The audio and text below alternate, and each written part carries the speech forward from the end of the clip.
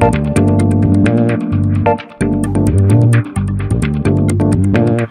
bonjour tout le monde!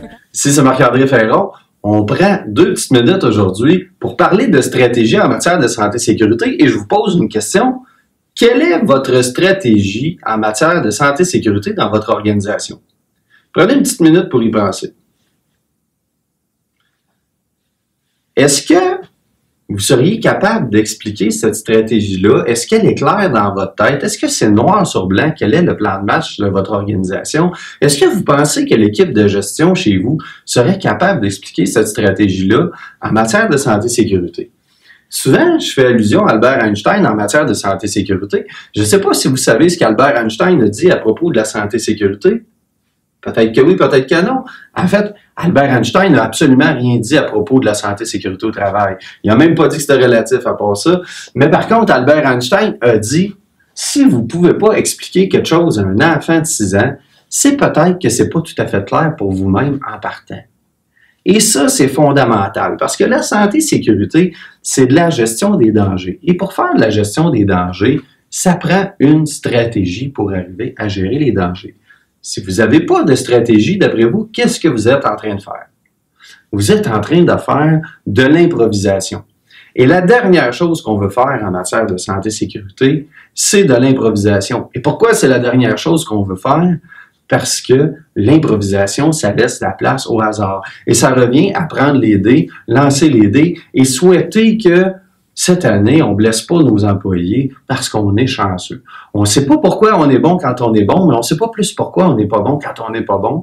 C'est le hasard qui détermine où est-ce qu'on va aller et on espère que le hasard va jouer en notre faveur. Ce qui est une très mauvaise stratégie en soi en matière de santé et sécurité.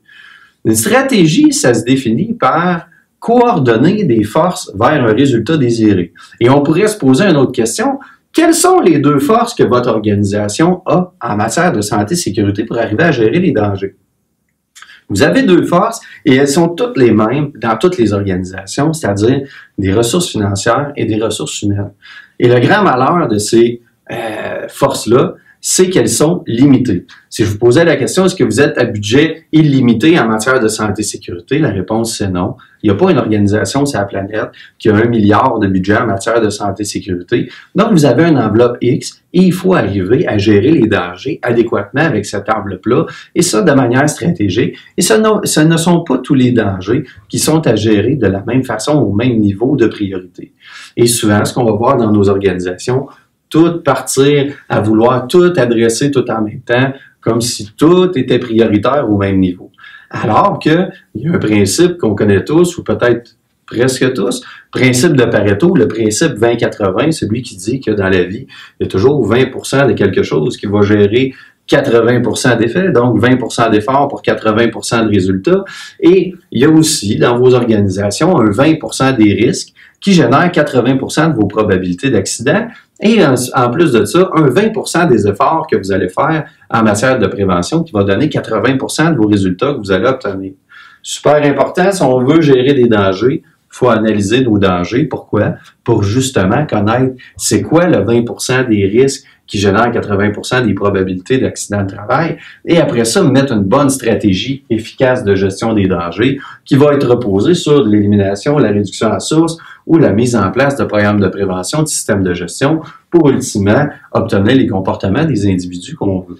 Bref, je pourrais vous en parler toute la semaine, mais dans le cas où vous voulez en savoir plus, je donne plusieurs formations au grand public que vous pouvez aller voir les dates sur le site de gestion authentique. Il y en a dans le coin de Trois-Rivières, Drummondville, Montréal, Sherbrooke, quelque part au cours de l'année. Si vous voulez avoir ça chez vous, lâchez-moi un coup de fil. Si vous êtes le type plus express qui aime ça, lire un petit bouquin en 2-3 heures, je vous propose mon nouveau bouquin Retour à la base qui revient sur les notions d'analyser les dangers, comment les gérer, c'est quoi les erreurs à éviter. Sinon, on se voit quelque part en cours d'année, dans une conférence, un congrès ou quelque chose du genre, peut-être même chez vous. Donc, je vous souhaite une bonne année 2019, des beaux succès en matière de santé et sécurité et au plaisir de vous aider.